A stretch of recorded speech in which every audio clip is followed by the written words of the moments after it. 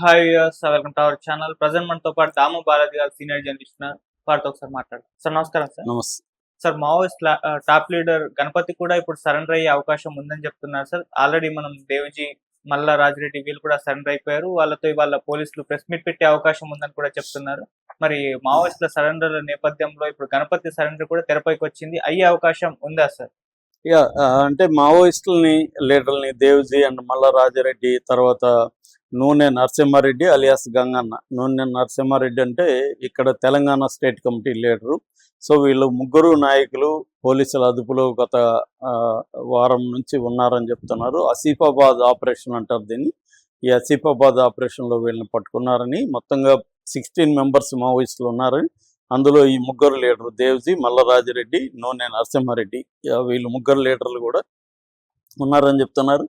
ఇంకా కొంతమంది మావోయిస్ట్ నాయకులు యూజీలోనే ఉన్నారు. బిసర్ మెస్రా అని ఒక ఆయన ఉన్నాడు, తర్వాత పాపారావు అని ఉన్నాడు, తర్వాత వీళ్ళందరూ కాకుండా గణపతి ఉన్నాడు. సో వీళ్ళని కూడా సరెండర్ చేయించాలనే ప్లానుతో కొద్ది రోజులు వాళ్ళని పోలీస్ కస్టడీలో పెట్టుకున్నారు. కమాండ్ కంట్రోల్ బంజారా హిల్స్లో వీళ్ళు ఉన్నట్టుగా చెప్తున్నారు. ఇదేంటంటే గత 2 ఏళ్లుగా ఈ ఆపరేషన్ తెలంగాణ పోలీసులు చేస్తున్నారు. అందుకనే శివధర్ రెడ్డిని రంగంలోకి దించాడు రేవంత్ రెడ్డి అని చెప్తున్నారు. శివధర్ రెడ్డి గతంలో ఎస్ఐబి ఇన్ఛార్జిగా ఉన్నాడు, స్పెషల్ ఇంటెలిజెన్స్ బ్యూరో. సో ఈ శివధర్ రెడ్డికి నక్సలైట్ల మీద మంచి పట్టుంది. సో తన కాంటాక్ట్స్ ద్వారా ఆయన గత 2 ఏళ్ల నుంచి విశేషంగా కృషి చేస్తున్నారు.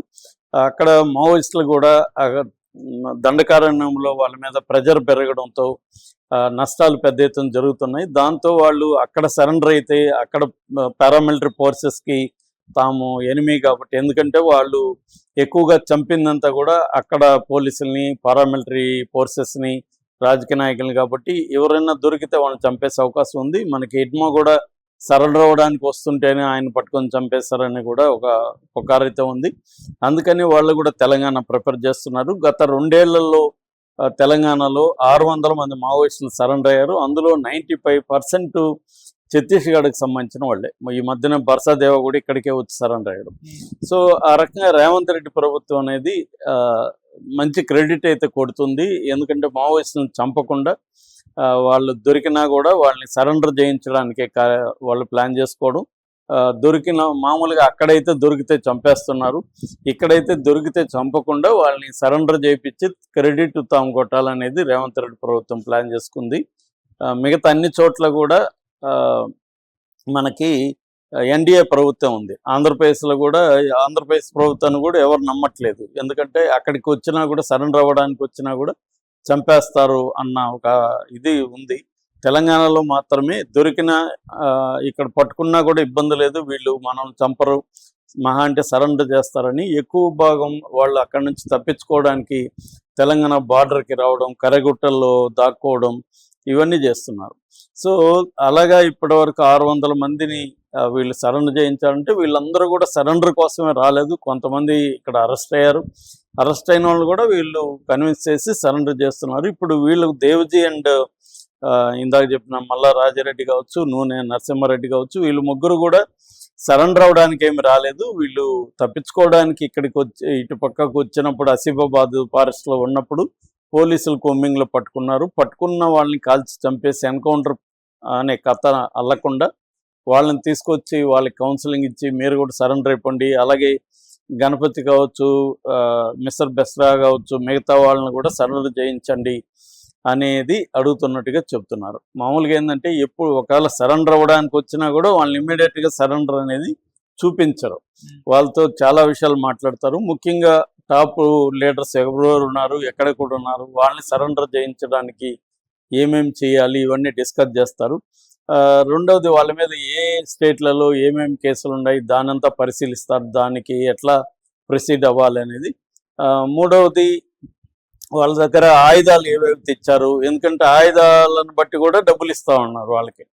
సో ఎటువంటి ఆయుధాలు ఉన్నాయి, అట్లాగే డంపుల్లో గోల్డ్ కానీ డబ్బుగా నగదు కానీ ఉందా, ఎందుకంటే మొన్ననే మల్లోజులు కూడా నేను 6 కోట్ల డబ్బు 6 కిలోల బంగారు పార్టీకి సబ్మిట్ చేసి వచ్చానని చెప్తున్నాడు. అంటే సెంట్రల్ కమిటీ స్థాయి వాళ్ళ దగ్గర పెద్ద ఎత్తున డబ్బులు వాళ్ళకి తెలిసిన డంపుల్లో ఉండే అవకాశం ఉంది కాబట్టి అది ఏమైనా వీళ్ళు ఏమైనా చెప్తారా, లేకపోతే అది కూడా తీసుకురావచ్చా ఏంటి అనేది ఇట్లాంటివి కూడా వీళ్ళు చూస్తుంటారు అనమాట. సో అందుకని ఇప్పుడు వీళ్ళైతే వచ్చేసారు, ఈరోజు సరెండర్ కూడా చూపిస్తున్నారు. పౌర హక్కుల సంఘాలు ఈ మావోయిస్టు సానుభూతి పరులేమో వీళ్ళని పట్టుకున్నారు, కోర్టుకు పెట్టకుండా, మామూలుగా అయితే పట్టుకుంటే కోర్టుకు పెట్టాలి, జైల్లో పెట్టాలి, కానీ వీళ్ళు ప్రెజర్ చేసి సరెండర్ చేయించుకుంటున్నారు అనేది వాళ్ళు చెప్తున్నారు. కానీ ఇప్పుడు సరెండర్ అయినా అంటే దొరికిన వాళ్ళు ఒకవేళ దొరికినా సరెండర్ అయినా కూడా వాళ్ళకి వేరే మార్గం ఇప్పుడు ఏమీ లేదు. వాళ్ళు మళ్ళీ జైలుకి వెళ్ళి జైళ్ళల్లో ఉండి బయటకు వచ్చి ఉద్యమాలు చేసే పరిస్థితి లేదు. అందరికి కూడా 60 ఏళ్ళు దాటింది. ఈ వయసులో జైలుకి వెళ్ళి అక్కడ 5 ఏళ్ళు 10 ఏళ్ళు జైళ్ళల్లో ఉండే పరిస్థితి ఇవాళ ఉండాలంటే ఏంటి, ఒక హోప్ ఉండాలి. మళ్ళీ మనం వెళ్తాము, విప్లవం చేస్తాము అని ఒక నమ్మకం ఉంటే జైల్లో ఉండడానికి కూడా ఆ కష్టాలను భరించడానికి వాళ్ళకి ఒక ఆధారం ఉంటుంది. అది కూడా లేనప్పుడు ఇంక జైలుకి ఎందుకులే, ఇంకా అయిపోయింది, మన చాప్టర్ క్లోజ్ అయింది, మనం ఏదో సరెండర్ అయ్యి ఇంకా ఉన్న జీవితాన్ని ప్రశాంతంగా గడుపుదాం అనేది ఎక్కువ మంది అనుకునే అవకాశం ఉంది. ఎందుకంటే హోప్ లేదు, మళ్ళీ పోయి ఉద్యమాలు చేస్తాము అన్న హోప్ పోయింది. ఎందుకంటే ఆల్రెడీ వీళ్ళు ఉన్నదే ట్రైబల్ బెల్ట్లో ఉన్నారు. అది కూడా పీజీవీటీ అంటారు, అంటే ప్రిమిటివ్ ట్రైబల్ వల్నరబుల్ గ్రూప్స్ ఉన్నాయి. ఆ గ్రూప్స్లో అంటే మొత్తంగా 500 రకాల ట్రైబ్స్ ఇండియాలో ఉంటాయి. అందులో ఒక 50 రకాల tribes most vulnerable tribal groups ఉన్నాయి. ఆ గ్రూప్స్లో మాత్రమే వీళ్ళు పరిమితమై పనిచేస్తున్నారు. ట్రైబల్స్లో కూడా డెవలప్డ్ అయిన ట్రైబల్స్కి వీళ్ళ అవసరం లేదు. ఇప్పుడు ఇక్కడ లంబాడి వీళ్ళంతా ఉన్నారు, వాళ్ళంతా మనకి ఇప్పుడు ఎక్కడ చూసినా వంట మనుషులు, ఆడవాళ్ళు అయితే వంట మెయిడ్స్, వాళ్ళంతా వీళ్ళే ఉన్నారు ట్రైబల్సే. అట్లాగే కార్ డ్రైవర్లు, క్యాబులు, ఆటోలు, వీళ్ళంతా వాళ్ళే వచ్చేసారు. అలాగా వాళ్ళు డెవలప్ అయినాక వాళ్ళ అవసరం, మావోయిస్టుల అవసరం వాళ్ళకు ఉండదు. సో కాబట్టి ఎక్కడైతే డెవలప్మెంట్ లేకుండా అట్టడుగున ఉంటారో ఆ ప్రజలకు మాత్రమే మావోయిస్టుల అవసరం ఉంటుంది. ఆ ప్రజల్ని వీళ్ళు వెళ్ళినాక వీళ్ళే డెవలప్ చేసేస్తారు వీళ్ళకి తెలియకుండా. అంటే వీళ్ళకి ఆ ప్రోగ్రామ్ ఏమి ఉండదు, డెవలప్ చేసి వీళ్ళని మన నుంచి దూరం చేయాలనేది ఏమి ఉండదు. కానీ డెవలప్ అనివార్యంగా జరుగుతుంది. ఎందుకంటే అక్కడ చదువు చెప్పిస్తారు, అక్కడ హెల్త్కి సంబంధించిన అవేర్నెస్ క్రియేట్ చేస్తారు, వాళ్ళల్లో కొంత వైద్యం అది నేర్పిస్తారు. దాని తర్వాత అక్కడ అగ్రికల్చర్ డెవలప్ కోసం చిన్న చిన్న కుంటలు, కాలువలు తవ్వించుకుంటారు. అందరితో కలిసి వాళ్ళకి పంటలకు సంబంధించిన జ్ఞానాన్ని ఇస్తారు. ఇవన్నీ చేయడంతో కొంతకాలంలో అక్కడ కూడా డెవలప్మెంట్ స్టార్ట్ అవుతుంది. రెండోది గవర్నమెంట్ కూడా ఏం చేస్తుంది, 2 pronged అప్రోచ్ అంటారు. అంటే ఒక పక్క వీళ్ళని వైలెన్స్లో వీళ్ళని చంపేయడం, అరెస్టులు చేయడం ఒక పక్క చేస్తారు, రెండో వైపు డెవలప్మెంట్ కార్యక్రమాలు కూడా అక్కడ మొదలు పెడతారు. సో ఇలాగా ఏమవుతుందంటే ఓవరాల్గా డెవలప్మెంట్ అయిన చోట ఇంక వీళ్ళ అవసరం ఉండదు. అందుకని వాళ్ళకి సరెండర్ అవ్వడమో చనిపోవడమో అన్న 2 మార్గాలు ఉన్నప్పుడు, వేరే మార్గం లేనప్పుడు ఏం చేస్తారు, కళ్ళ ముందే చనిపోతా ఉన్నాం కాబట్టి సరెండర్ అయ్యే అవకాశాలు ఎక్కువ. అయితే ఇప్పుడు గణపతి కూడా సరెండర్ అవుతాడు అనే వార్త వైరల్ అవుతుంది. ఆయనకి 1949 ఆయన ఇయర్ ఆఫ్ బర్త్. సో 76 ఏళ్ళు 77 ఏళ్ళు ఆయనకు ఉన్నాయి. సో ఈ వయసులో మరి ఆయన ఎక్కడున్నాడు అనేది ఇప్పటి వరకు ఆయన దగ్గర నుంచి ఒక ప్రకటన కానీ ఏమీ లేదు. 2 అవకాశాలు ఉన్నాయి. ఆయన విదేశాల్లోకి వెళ్ళిపోయి ఎక్కడో చోట దాక్కొని ఉండడం, ఎందుకంటే ఫిలిప్పైన్స్ లాంటి కంట్రీలతో వీళ్ళకి సంబంధాలు ఉన్నాయి, ఆ కమ్యూనిస్ట్ పార్టీలతో. టర్కీ కానీ ఫిలిప్పైన్స్ కానీ యూరోప్లో కొన్ని దేశాల్లో కమ్యూనిస్ట్ పార్టీలు మావోయిస్ట్ పార్టీకి సింపథెటిక్గా ఉండే పార్టీలు ఉన్నాయి. అలాంటి వాళ్ళతో గణపతికి సంబంధాలు ఉండే అవకాశం ఉంది. ఎందుకంటే గణపతి సుదీర్ఘ కాలం నుంచి ఉద్యమంలో ఉన్నాడు. ఒక రకంగా కొండపల్లి తర్వాత ఉద్యమాన్ని విస్తరించడం కానీ, ఉద్యమాన్ని గట్టిగా నిర్మించడం కానీ చేసింది ఎవరంటే గణపతి అని చెప్పుకోవచ్చు. ఎందుకంటే 90sలో కొండపల్లి వర్గం గణపతి వర్గంగా చీలిపోయారు. 91, 92 ప్రాంతంలో చీలిపోయినాక కొండపల్లి వర్గంలో పిడికిడి మంది మాత్రం బయటకు వచ్చారు. వాళ్ళు కూడా ఏజ్ అయిపోయిన వాళ్ళు కొద్ది రోజులు ఏదో ట్రై చేసి వాళ్ళు కూడా సరెండర్ అయిపోయి జనజీవన స్రవంతిలోకి వచ్చేసారు. గణపతి వర్గం మాత్రమే గట్టిగా ఉండి పనిచేసింది. మేము వెళ్ళినప్పుడు కూడా గణపతి వర్గంలో చేరాం, కరెక్ట్గా అదే టైంలో వెళ్ళాం మేము, చీలిక టైంలో. సో గణపతి అక్కడి నుంచి ఉద్యమాన్ని నిర్మిస్తూ వచ్చాడు. దాని తర్వాత మావోయిస్ట్ కమ్యూనిస్ట్ సెంటర్ అని ఉండేది, MCC, అండ్ PU అని ఉండేది, పార్టీ యూనిటీ. ఈ 2 బలంగా సెంట్రల్ ఇండియా అండ్ నార్త్ ఇండియాలో పనిచేసేవి.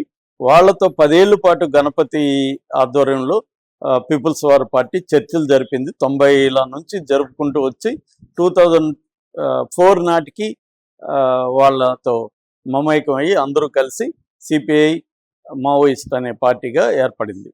Communist party of India Maoist party అనేది ఏర్పడింది.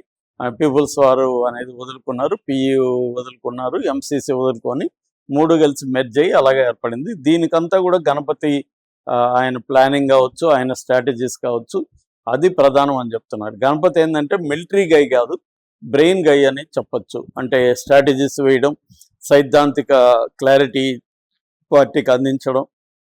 ఎందుకంటే గణపతి వర్గమే క్లాసులు పెట్టడం, పొలిటికల్ క్లాసులు పెట్టడం, కొత్తగా వచ్చిన కేడర్కి పొలిటికల్గా ట్రైనింగ్ ఇవ్వడం, రాజకీయ అవగాహన కల్పించడం, మనం ఎలాంటి విప్లవం చేస్తున్నాము, మన మార్క్సిజం అంటే ఏంటి, లెనిజం అంటే ఏంటి, మావో ఆలోచన విధానం అంటే ఏంటి, నూతన ప్రజాస్వామిక విప్లవం అంటే ఏంటి, ఇండియన్ హిస్టరీ ఏంటి, ఇవన్నీ కూడా కల్పించడం అనేది గణపతి ఆధ్వర్యంలోనే జరిగిందన్నమాట. అంటే పొలిటిసైజేషన్ అనేది బాగా క్లారిటీగా వచ్చిన కేడర్కి చెప్పడం అనేది గణపతి ఆధ్వర్యంలో జరిగింది. ఆ రకంగా గణపతి చాలా ఇంపార్టెంట్. 2018లో ఆయన రిజైన్ చేసేసాడు పార్టీకి, అంటే పార్టీకి కాదు, సెక్రటరీగా, Maoist committee Maoist central committee సెక్రటరీగా ఆయన రిజైన్ చేసాడు. ఆ తర్వాత వేరే వాళ్ళు ఉన్నారు. చివరిలో నంబాల కేశవరావు ఉండి ఆయన చనిపోయినాక ఇప్పుడు దేవజీ ఆ పొజిషన్లో ఉన్నాడు. సో కాబట్టి గణపతి ఒకటి సీరియస్గా గాయపడి హెల్త్ గాయపడకపోవచ్చు, లేదా హెల్త్ ఇష్యూస్లో ఆయన సరిగ్గా మాట్లాడలేని పరిస్థితులు ఎక్కడైనా ఉండొచ్చు, లేదు విదేశాల్లో అయినా ఉండొచ్చు.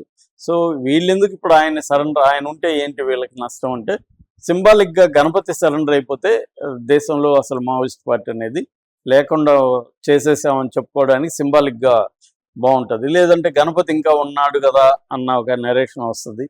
అందుకని గణపతిని కూడా సరెండర్ కనీసం చేయించుకోగలిగితే సెంట్రల్ గవర్నమెంట్ సక్సెస్ అయినట్టుంది. ఆ క్రెడిట్ తామే పొందాలనేది రేవంత్ రెడ్డి ప్రభుత్వం కూడా ఆలోచిస్తుంది. ఎందుకంటే ఆయన కూడా తెలంగాణ ఉమ్మడి కరీంనగర్ జిల్లా సారంగపూర్ సంబంధించిన వ్యక్తి, టీచర్గా కొంతకాలం పనిచేశాడు. సో కాబట్టి ఆయన్ను సరెండర్ చేయించే కార్యక్రమం ఇప్పుడు ప్లానింగ్లో ఉందని చెప్తున్నారు. దీని పేరు ఆపరేషన్ ఆమ్నెస్టీగా వీళ్ళు పెట్టారనమాట ఇక్కడ తెలంగాణ పోలీసులు. సో ఇప్పటివరకు అయితే సక్సెస్ అయ్యారని చెప్పాలి తెలంగాణ పోలీసులు కూడా, ప్రభుత్వం కానీ పోలీసులు కానీ. శివధర్ రెడ్డి ఆధ్వర్యంలో గణపతిని కూడా సరెండర్ చేయించగలిగితే మాత్రం వీళ్ళకి దేశంలో వీళ్ళ పేరు మారుమోగిపోయే అవకాశం అయితే కనిపిస్తుంది. Okay sir, thank you so much.